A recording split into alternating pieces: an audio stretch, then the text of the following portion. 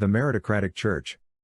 Until we are totally convinced that there are two kinds of people, two races, and that these two races are two phases of everyone's life on earth, we will never understand the situation we face. More importantly, we will not have the tools to do anything about it.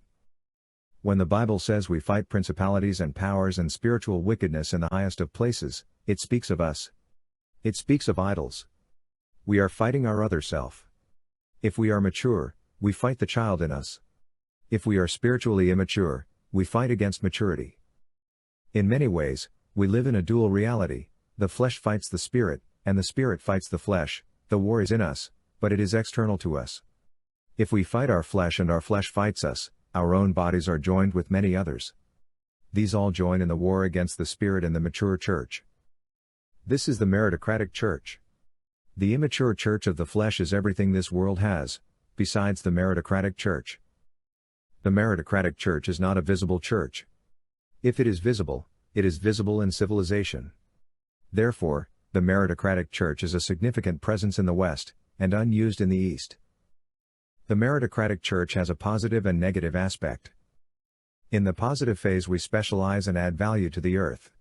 In the negative version, we eliminate all freeloading, we eject all parasitism, and this includes the parasitic state. The form of the Meritocratic Church now can be dimly seen, contrasted against the darkness of Babylon.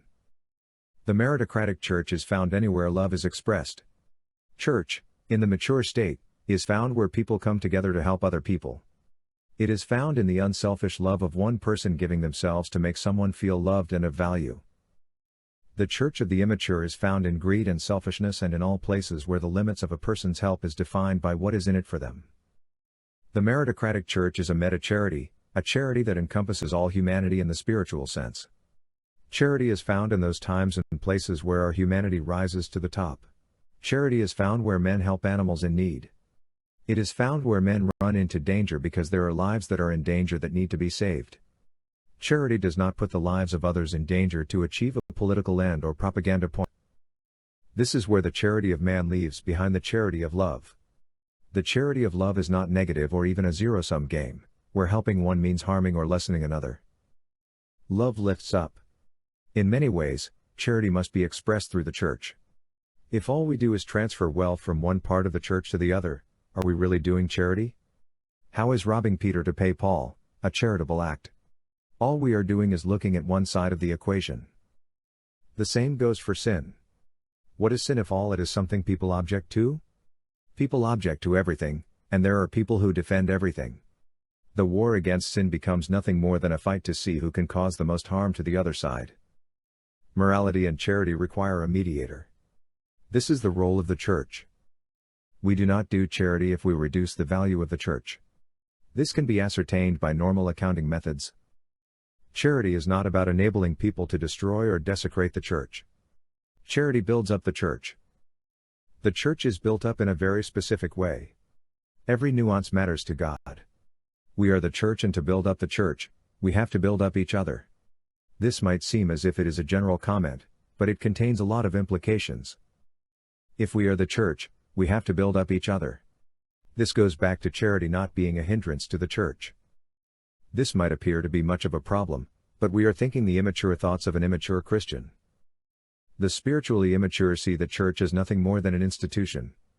To build up the church, as an institution, means nothing more than giving money to the church. This is apostasy, not Christianity. This travesty of immature Christianity builds up the fallen world, not the church. You cannot build up the faith or the church by donating money to a fallen institution. So let us look at the building of the Meritocratic Church. Remember, as we discuss this, merit is not self-assigned, merit, but you cannot tell me my level of merit either. We are not the church, individually, we are the church as a congregation. Yet, it is not that difficult to fathom what the church is and how it ascertains merit. We just need to focus on the centrality of the existence of God. The spiritually mature know that everything we need to know can be deduced from the proposition that God exists. As we have said, if God exists, He owns the natural world. If the natural world belongs to God and we are to build the church, it does not seem a large leap of logic to assume that the church is the value added to the assets of this world. What else could it be, if it is not the world or the natural things of the world. It cannot be the physical structure, and it cannot just be a group of people. It does not take much to figure out there are only two things left. One thing is the destructive nature of the parasitic immature, and the other is the spiritually mature person who adds value to the things of this world. But the church is a congregation. This is no problem because progress is only by specialization, and it takes a group with a high level of trust to create a group that produces specialization. It is also specialization that permits us to add value to the assets provided us by God. The church is the added value. Development and progress only come about through faith. If we do not trust one another, how can we manage the investments in time and money that create development? Perhaps we can summarize what the Meritocratic Church is. The church, as said, is that which is not God's. But we have to be careful. When we say the church is the equity added to the things of God, there is much that is parasitic. This is not part of the church. This can get very confusing as there is so much that is parasitic. All governments and their agencies and bureaucracies are all parasitic. This is why we need proper accounting. The church is not complicated, but we have made it seem complicated by embracing the doctrines and practices of the spiritually immature.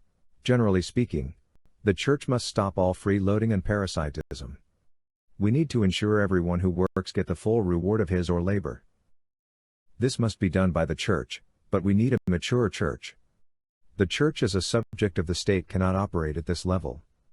There has to be a separation of assets. So the church represents the world assets. Since the church administrates the assets of the world, the spiritually mature work for the church and are paid for by the church according to a pay schedule set by the members. That is really all it takes for a church based on merit to be formed.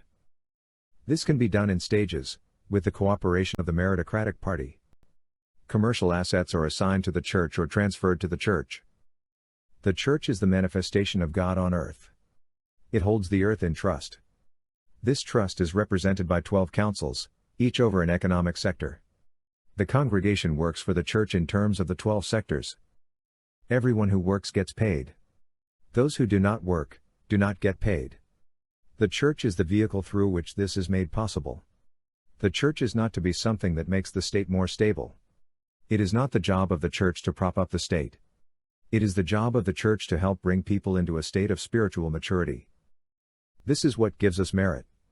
That is us, working for the church, on the assets of the church, to increase the equity of the church.